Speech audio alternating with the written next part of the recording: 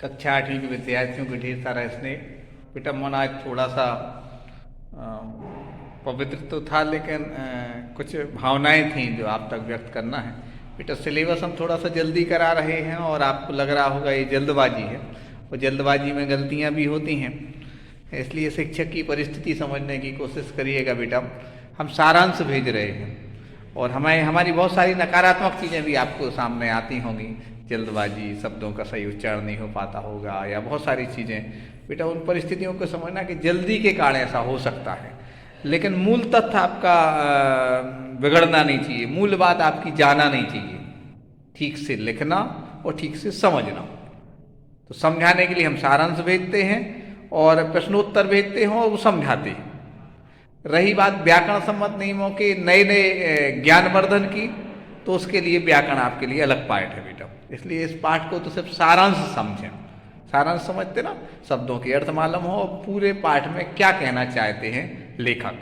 तो आज एक नई कहानी लेकर के आपके सामने, कौन सा, पानी की कहानी निबंध है। निबंध क्या कहलाता बेटा, थोड़ा सा जटिल होता, इसमें गद्य होता है, इसमें विचार, सोच, भाव तो रहते ही हैं, साथ में कुछ ऐसे शब्द भी रहते हैं जो कठिन हो सकते हैं, है ना। ये वर्णन होता है, इसमें नॉलेज होता, जानकारी होती। ये रोचक उतना हो ये जरूरी नहीं है, कहानी की तरह रोचक नहीं होता है, लेकिन कहीं ना कहीं इसमें ज्ञान की बात होती है, इसलिए निबंध थोड़ा सा कठिन लगता है, लेकिन हम उसको सरल बनाने की हम कोशिश करेंगे। नाम है पानी की कहानी, है तो वास्तव में कहानी जैसी, लेकिन कठिन है, कुछ व्याकरण सम्मत नियमों का पालन है, इस मानक भाषा है, इसलिए उसे निबंध की संज्ञा दी गई है। ठीक, सारांश है। सॉरी, इसके लेखक कौन है, रामचंद्र तिवारी जी इसके लेखक हैं।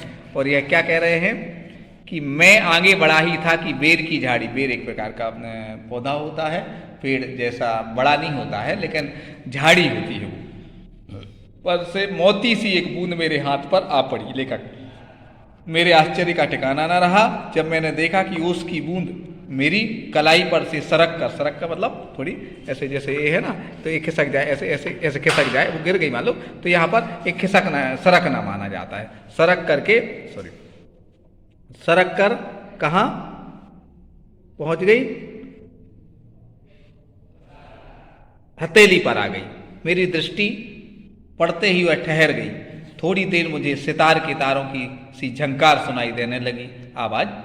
मैंने सोचा कि कोई बजा रहा होगा, चारों ओर देखा, कोई नहीं। फिर अनुभव हुआ कि यह स्वर मेरी ही हथेली से निकल रहा है।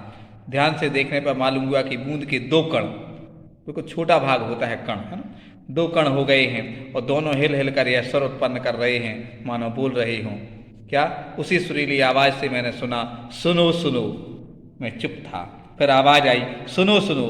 अब मुझसे ना रहा गया, मेरे मुख से निकल गया, कहो कहो। ओस की बूंद मानो प्रसन्नता से हिली और बोली, मैं ओस हूँ, जानता हूँ। मैंने कहा, लोग मुझे पानी कहते हैं, जल भी मालूम है।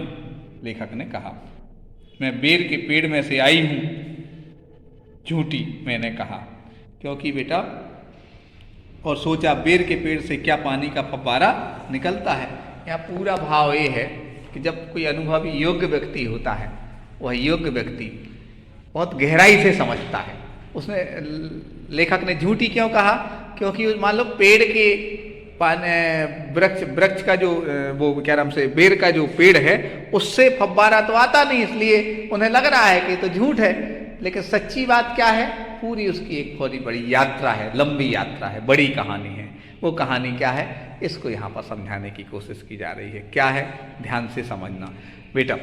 पानी की कहानी, सबसे पहले पानी बूंद, उसकी बूंद जो है, उसका जो कण है, वह क्या कह रही है, कह रही है कि मेरे पूर्वज होता है, जैसे आपके दादाजी ग्रैंडफादर लोग है ना, तो वो दादाजी और उनके भी ग्रैंडफादर, तो पूर्वज कह पूर्वज का नाम था ओसजन, जैसे ऑक्सीजन कहते हैं, ओसजन जैसे ऑक्सीजन कहा जाता है, और हद्रजन जिसे हाइड्रोजन कहते हैं, ये इनके पूर्वज थे। ठीक है ना। वो पूर्वज वो धरती पर कैसे आए और कैसे पूरी स्थिति बनी, उसको भी उन्होंने समझाने की कोशिश की है। कैसे समझाने की कोशिश की है, एक बता रहे हैं कि पहले जो है ऐसा सूर्य जो मंडल है, सूर्यमंडल बेटा चारों तरफ सूर्य का जो वातावरण, सूर्यमंडल के चारों ओर हाइड्रोजन और ऑक्सीजन मतलब ऑक्सीजन और ये लपटों की तरह ऐसे क्या थे, इनके साथ विद्यमान थे, चक्कर लगाते थे, न प्रसन्न रहते थे। फिर क्या हुआ, ऐसा कहते हैं कि एक बड़ा सा कोई क्या आया, कोई बड़ा एक खंड आया, और वो खंड आकर के क्या होगा, इस सूर्य से टकराया, इससे क्या हो गया, टकराया। और टकराने से क्या हो गया कि कुछ भाग सूर्य का इसके साथ चला गया, और कुछ जो शेष रह गया, इतनी जोर से टक्कर हुई कि वो नीचे आकर के गिर गया। और वो नीचे जो आया उसे कहते हैं पृथ्वी, ऐसा कहते हैं। और उसी खंड के साथ हाइड्रोजन और ऑक्सीजन यहाँ पर आ गए, ठीक है ना। अब वह हाइड्रोजन उसकी रासायनिक क्रिया केमिस्ट्री जो होती है, रासायनिक क्रिया, हमने तो बचपन में पढ़ा था H2O, बचपन के हम जो साइंस लिए थे उस समय के, हाइड्रोजन के 2 परमाणु, ऑक्सीजन का 1 परमाणु मिल गया, ये ऑक्सीजन बने, इससे क्या बना, जल बना। तो यहाँ पृथ्वी पर हाइड्रोजन और ऑक्सीजन अर्थात ऑक्सीजन और हाइड्रोजन आए, और यहाँ रासायनिक क्रिया से क्या होगा, एक जल बना। और जल कैसे बना, उसमें कहते हैं कि गर्म धारा, इसमें अंदर गर्म धारा चलती, गर्म धारा, और गर्म धारा का सहारा लेकर के वह जल जो है कहाँ, समुद्र में जाकर के मिला। समुद्र बहुत विशाल होता, बड़ा होता है, हिंद महासागर, प्रशांत महासागर, ये सब समुद्र हैं बेटा। समुद्र में जाकर के वो क्या होगी, मिल गई। कहानी समझ में आ रही है। जल की बूंद अपनी कहानी सुना रही, हाइड्रोजन ऑक्सीजन उसके पूर्वज थे, वहाँ पर सौरमंडल के चारों चक्कर लगाते थे, प्रसन्न रहते थे। एक टकराया कोई वो, और उससे जो सूर्य का एक भाग गिर गया और नीचे आया, वो पृथ्वी बनी, और पृथ्वी में गर्म धारा से मिलकर के हाइड्रोजन ऑक्सीजन में एक रासायनिक क्रिया हुई, उससे क्या बना, जल बना। और कहते हैं वो जाकर के समुद्र में मिल गया। और समुद्र में क्या होगा बेटा, समुद्र में लगभग 2-3 मील ऊंची ये परत थी, इसके नीचे था वो क्या, समुद्र की तली में वो क्या था, जल था।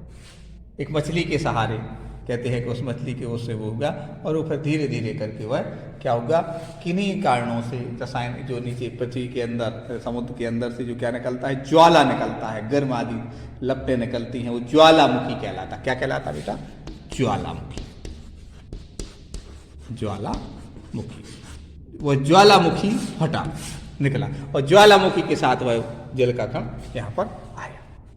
अब ज्वालामुखी, इसके बाद फिर क्या होगा, वह करते करते फिर उसके बाद वो कहीं एक नदी में जाकर के क्या होगा,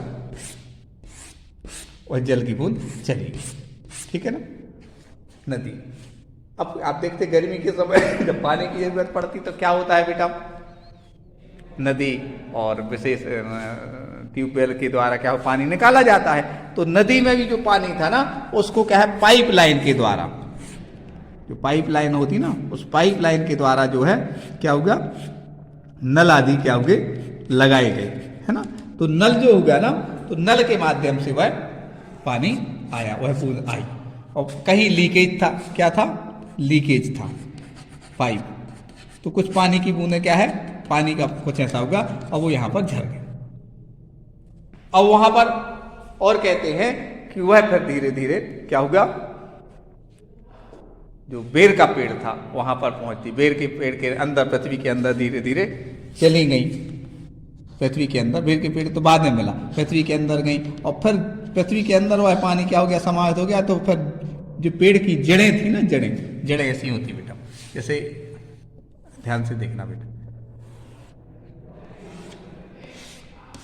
के नीचे जड़ें होती हैं बेटा, ऊपर तो पेड़ है, ये तो पेड़ है, ऐसे ही ये तो उसका पेड़ होगा, ऐसे ही बेर आदि के पेड़ भी होते हैं, ऐसे नहीं होते हैं कि वो एकदम छोटे हों। तो बेर का पेड़ तो ऊपर है, और नीचे क्या हुई, इसकी जड़ें हुई। तो इन जड़ों की सहायता से क्या हो गया, वो पानी ऊपर पहुंचा। अब यहाँ सूर्य क्या होगा बेटा, उदित होगा। सूर्य उदित होगा तो क्या होगा, सूर्य के ताप से पहले तो यहाँ जड़ों से निकल के यहाँ पानी की उसकी बूंद आ गई बेर के पेड़ पे, पेड़ के जो वो है वहां पर पत्तों पर पत्ते होते बेटा, तो पत्ते पर ये बूंद। अब सूर्य उदित हुआ, सूर्य की जैसे किरणें यहाँ पर आई, अब उसे लगा कि हमें इस पर नहीं रहना है, और फिर उसी के दौरान क्या होगा, लेखक के हाथ पे वह आ गई। समझ में आया, ये है पानी की कहानी, कहाँ कैसे हाइड्रोजन ऑक्सीजन उसके इनके पूर्वज सौरमंडल के चारों ओर चक्कर लगाते, फिर एक टकराया कोई खंड तो उसका सूर्य का एक भाग ऐसा अलग अलग खंड हो गए, 2 खंड, तो उसमें एक पृथ्वी हुई, पृथ्वी के रासायनिक क्रिया हुई हाथ उस जन और गर्म धारा से मिली, जल बना, फिर समुद्र के नीचे पहुंच गई हुआ है 3-4 मील ऊंची, 3 क्या थी ऊपर पर थी बहुत, और फिर उसके बाद ज्वालामुखी के रूप में वह आया, और ज्वालामुखी के बाद फिर कैसे रासायनिक क्रिया होने के बाद नदी, और नदी के माध्यम से फिर क्या हुआ लीकेज, मतलब नल से पाइपलाइन के माध्यम से फिर लीकेज कहीं होगा, फिर पृथ्वी के अंदर वो पहुंचा, और फिर धीरे धीरे किसी पौधे या बेर आदि के पेड़ के उसमें आई, ऊपर पहुंची सूर्य के प्रकाश से, फिर वह उस पर रहने को तैयार नहीं थी, उस सड़क करके लेखक के हाथ में आ गई। ये पानी की कहानी जब किसी व्यक्ति को भी मिले ना, तो व्यक्ति की भी इतनी लंबी कहानी